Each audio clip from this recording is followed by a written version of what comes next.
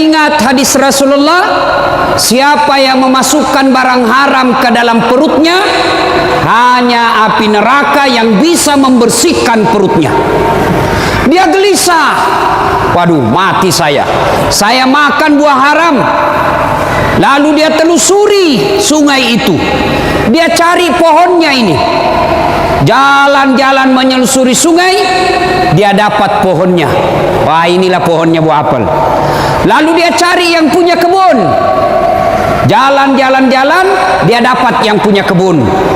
Lalu dia berkata kepada yang punya kebun, ini punya kebun lagi bersihkan kebunnya, dan dia berkata, Assalamualaikum warahmatullahi wabarakatuh. Wahai tuan, balik ini yang punya kebun.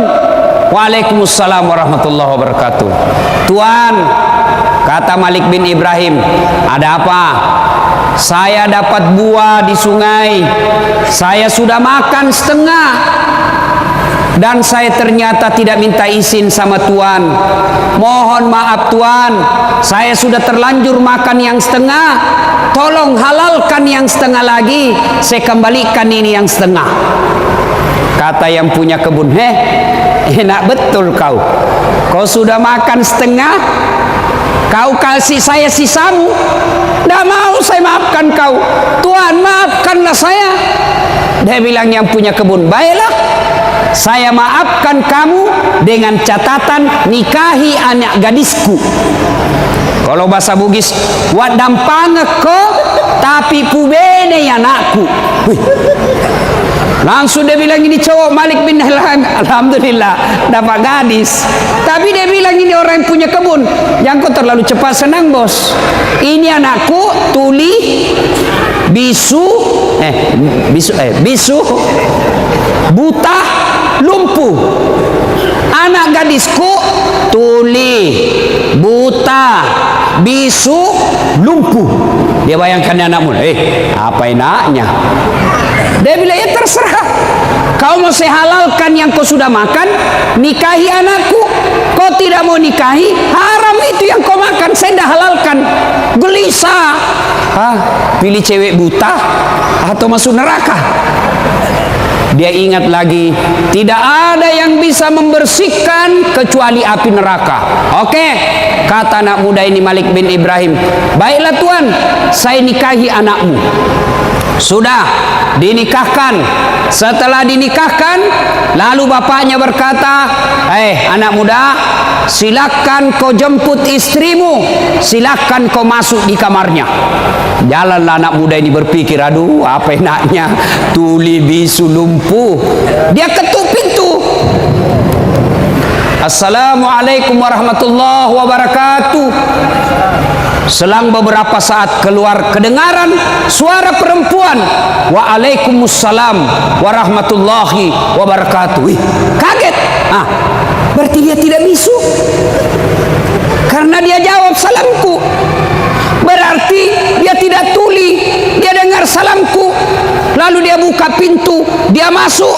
Lalu dia datang ini perempuan, dia jabat tangan suaminya. Berarti dia tidak buta. Dia lihat tanganku, dia jalan menghampiri suaminya. Berarti dia tidak lumpuh. Kenapa? Dia bisa jalan. Dia tidak perlu istrinya. Kaget, tidak buta, tidak tuli, tidak bisu, tidak lumpuh. Dia lari ke mertuanya. Pak, balik-balik kok. Ini kalau bahasa Bugis balik-balik bohong. Banyak juga orang Bugis di sini. Banyak. Masya Allah, di mana-mana saya banyak orang Bugis ini Pak. Di biduk-biduk banyak orang Bugis. Samarinda seberang banyak juga orang Bugis. Sangatta banyak orang Bugis. Di Bontang Kuala mau orang Bugis semua situ. Saya masuk penjara banyak juga orang Bugis. Bubuhan Bugis ini luar biasa. Lalu dia bilang, ini bapak bohongi saya. Kenapa bapak katakan anaknya buta padahal dia melihat? Apa kata ini bapak? Anak muda, anak gadisku sebenarnya sudah banyak yang lamar. Saya katakan anakku buta bukan karena dia tidak melihat, tapi matanya tidak pernah melihat barang-barang haram. Tidak seperti anak muda di Indonesia sekarang suka lihat film porno di HP-nya. Bukan cuma anak muda, orang tua juga.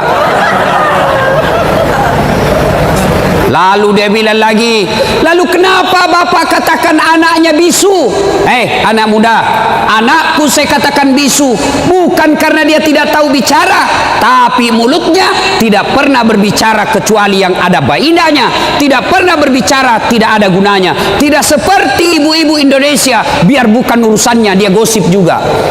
Biar Ustadz Dasat na gosip juga, lewat langsung itu lagi Ustadz Dasat, itu juga wajunya waktu di TV One. Kenapa? Khususai kok tukang gosip. Lalu dia kita anak-anak muda ini, lalu kenapa bapak katakan anaknya tuli? Anakku saya katakan tuli bukan karena tidak bisa mendengar, tapi karena telinganya tidak pernah mendengar sesuatu yang bukan urusannya.